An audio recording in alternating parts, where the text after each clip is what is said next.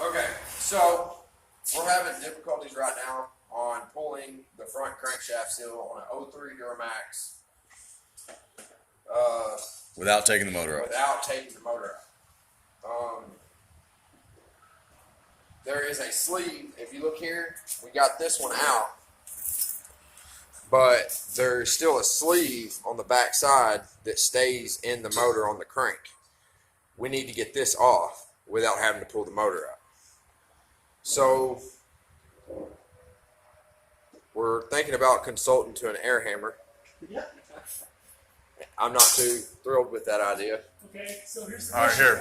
here. Show. Someone get down there and show them what you're doing.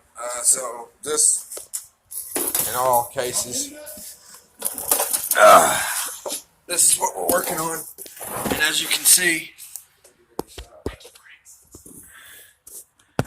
the sleeve is still on there.